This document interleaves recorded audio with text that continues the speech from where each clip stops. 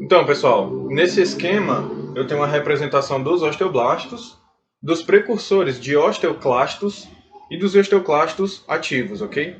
Lembrando que os osteoblastos eles repõem a matriz e os osteoclastos removem essa matriz. Bom, os osteoblastos se tornam células ativas mediante a ação do calcitriol, do paratormônio e de algumas interleucinas. Os osteoblastos ativos, eles vão ativar os osteoclastos da seguinte forma. Suponhamos que nós temos aqui as células progenitoras dos osteoclastos, ou seja, os precursores de osteoclastos. Esses precursores, eles precisam ser ativos, eles precisam se fundir para dar origem a um osteoclasto propriamente dito.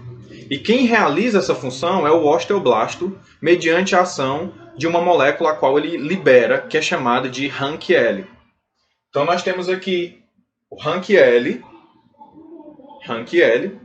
e nós vamos ter aqui, nos precursores de osteoclastos, nós vamos ter um receptor chamado RANK. Fazendo uma analogia, é como se fosse uma chave e um cadeado. O osteoblasto ele produz a chave. Como que é o nome da chave? RANKL. E o precursor de osteoclasto, ele produz quem? O receptor, que é o cadeado, no caso, denominado RANK.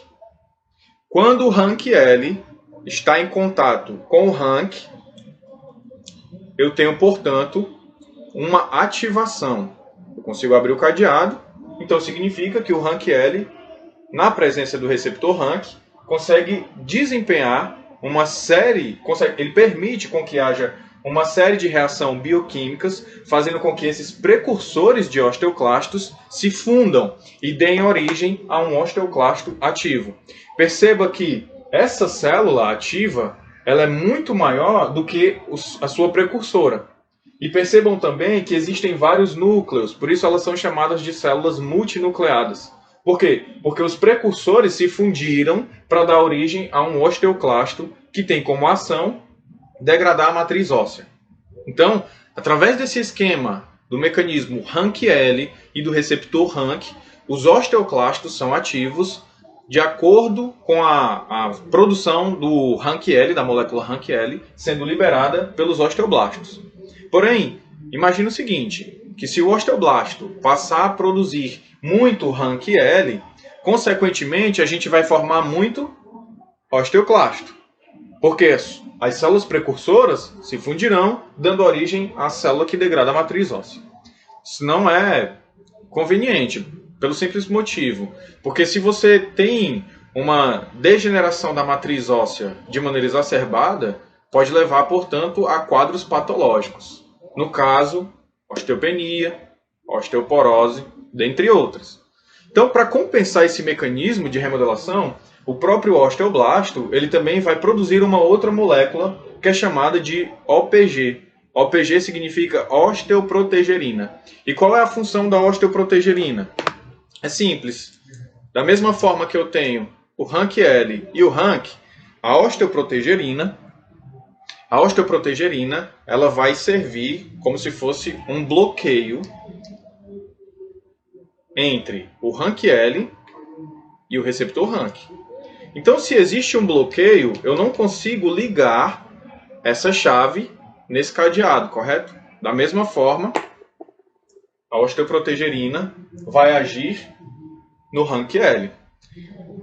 Ela vai se ligar nesse receptor, tá certo? Aliás, ela vai se ligar nessa molécula, fazendo então com que não haja a ligação dos precursores de osteoclastos e, consequentemente, a produção dos osteoclastos ativos. Esse mecanismo é excelente, porque dessa forma a gente consegue manter o controle da remodelação de maneira adequada. Então, baseado nisso, algumas classes farmacológicas, algumas drogas foram desenvolvidas, como por exemplo a OPG recombinante, a osteoprotegerina recombinante. Significa que na ação exacerbada da produção do RANKL e a OPG endógena não dando conta de suprir as necessidades e a gente tendo um aumento da atividade osteoclástica, a osteoprotegerina recombinante vai agir da mesma forma que a osteoprotegerina endógena.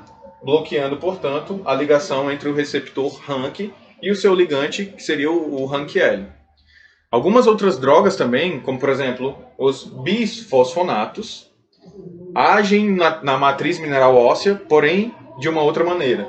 Nesse caso, os bisfosfonatos, quando são administrados no paciente, como por exemplo, imagina que o paciente ele tem uma osteoporose, ele tenha uma metástase óssea. Então, esses bisfosfonatos, quando são administrados, eles vão se agregar no tecido mineral ósseo. Uma vez agregados no tecido mineral ósseo, a partir do momento que os osteoclastos digerirem essa matriz, esse bisfosfonato ele vai funcionar como se fosse uma espécie de veneno para os osteoclastos. E aí, dessa forma, a célula acaba se intoxicando, levando, portanto, a quadros de apoptose, ou seja, morte celular. Então, baseado na fisiologia, as classes farmacológicas tendem a ser desenvolvidas e dessa forma a gente consegue inativar a ação osteoclástica. No caso dos pacientes que têm metástase óssea, osteoporose, eles conseguem ter uma qualidade de vida, obviamente, uma melhora na qualidade de vida, porque diminui os riscos de fratura, já que a gente tenta manter, portanto, os níveis da densidade mineral óssea em parâmetros adequados. Espero que vocês tenham entendido a aula de hoje. Eu aguardo vocês na próxima aula, possivelmente com outros temas. Até breve.